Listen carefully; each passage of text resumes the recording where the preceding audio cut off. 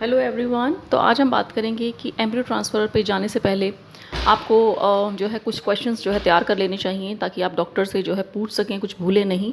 तो आप ये पेपर पे लिख सकते हैं क्वेश्चंस, और जब जाएंगे आप डॉक्टर को से तो ये सारी बातें आप पूछ सकते हैं। नर्स होती हैं वहाँ पर, तो आपको नर्स से भी आप बात कर सकते हैं। तो सबसे पहला सवाल जो होता है वो ये पूछना होता है कि आपको कॉन्स्टिपेशन अगर होता है तो कौन सी मेडिसिन लेनी है।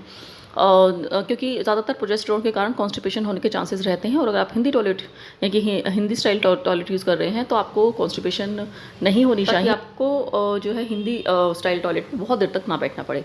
एक तो ये, नंबर दो, बहुत केसेस में ऐसा होता है कि फ़ीवर आ जाता है या फिर कोल्ड एंड कफ के चांसेस बहुत ज़्यादा हैं। एम्ब्रियो ट्रांसफ़र के बाद ज़्यादातर हर दूसरे बंदे को हो ही जाता है ये। तो आपको पूछना है डॉक्टर से, मेडिसिन पहले ही लिखवा लें, फीवर की मेडिसिन पहले लिखवा लें, स्टीम के बारे में पूछ लें कि स्टीम ले सकते हैं या नहीं। तो आपके पास अगर मेडिसिन होंगी तो आपको बार बार इधर उधर पूछना नहीं पड़ेगा, फ़ोन करके नहीं पूछना पड़ेगा। रात को अगर हो जाता है तो आपको पूछना नहीं पड़ेगा।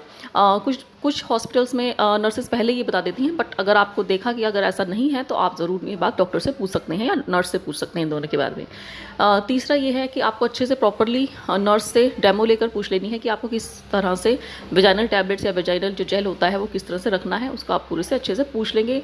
ग्लव्स पहन के करना है या नहीं करना है, कैसे करना है, तो ये सब मैं इस पर वीडियो भी अलग से बना दूंगी।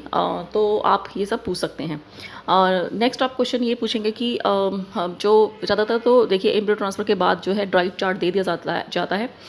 लेकिन अगर मुझे जैसे डाइट चार्ट नहीं दिया था, बट मुझे बताया गया था कि आपको गर्म तासीर की चीज़ें नहीं खानी। कुछ डॉक्टर जो है वो इन चीज़ों पे बिलीव नहीं करते और वो आपको कह देते हैं सब कुछ खा सकते हैं। तो ऐसे केसेस के लिए आप पहले से ही क्वेश्चन तैयार करके रखेंगे कि आपको कुछ चीज़ों पर डाउट हो, अगर कि ये खा सकते हैं ये, क्योंकि आप फिर आपको किसी से पूछना पड़ता है। तो आप ये पहले ही पता करके राइट डाउन करके लिखें कि कौन कौन सी चीज़ आप खाना चाहते हैं, और आपको डॉक्टर से पूछना है इस बारे में। जो गर्म तासीर की आपको लग रही है, और जो है वो डॉक्टर से इस बारे में बात कर सकते हैं।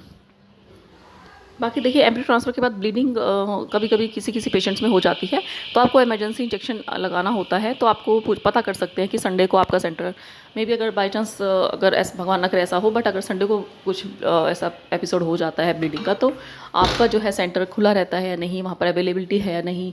क्योंकि कई बार ऐसा होता है कि संडे को कोई भी अवेलेबल नहीं होता है। तो फिर इस तरीके से आप पहले से ही पता करके रख सकते हैं, पूछ सकते हैं अगर ब्लीडिंग हो तो क्या करना है, कहाँ इंजेक्शन लगेगा, मतलब आपके सेंटर पे अवेलेबल होगा या नहीं, और आप ट्रैवल कर पाएंगे या नहीं, इस तरीके से। बाकी कुछ लोगों को ये भी डाउट रहता है कि आपको हेयर वॉश के लिए पूछते हैं। तो देखिए मेरा पर्सनल ओपिनियन है कि आप हेयर वॉश बिल्कुल कर सकते हैं, बट फिर भी अगर आपको डाउट है तो आप अपने डॉक्टर से इस बार पे पूछ सकते हैं। हालांकि ये एक मिथ है कि हेयर वॉश नहीं करनी चाहिए एटसेट्रा एटसेट्रा, बट आपको हाइजीन का मेंटेन रखनी होती है, हाइजीन, तो इसलिए आपको हेयर वॉश करनी चाहिए। बाकी अगर आपको फिर भी डाउट है, आपका कोई बिलीव है, तो आप अपने डॉक्टर से इस बारे में बात कर सकते हैं। नेक्स्ट है इंटीमेट वॉश।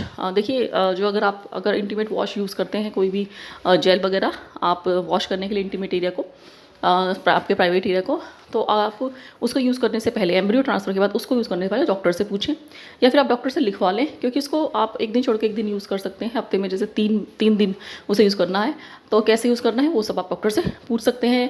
क्योंकि कई डॉक्टर्स जो है वो प्रिस्क्राइब नहीं भी करते हैं कि आपको इसे यूज़ नहीं करना चाहिए, तो ये अलग अलग डॉक्टर्स पे डिपेंड करता है। तो आप अपने सारे डाउट्स जो है कॉपी पे लिख लेंगे, और जाके जब आप एम्ब्रियो ट्रांसफ़र होगा तो आप पूछ लेंगे, ताकि जो आपका जो 15 दिन का वेट है वो विदाउट एनी स्ट्रेस जो है निकल जाए। बाकी इसके अलावा भी अगर आपके कोई क्वेश्चन तो पेपर पे लिख लीजिए, और अपने नर्स से डॉक्टर से बेझिझक पूछ लीजिए।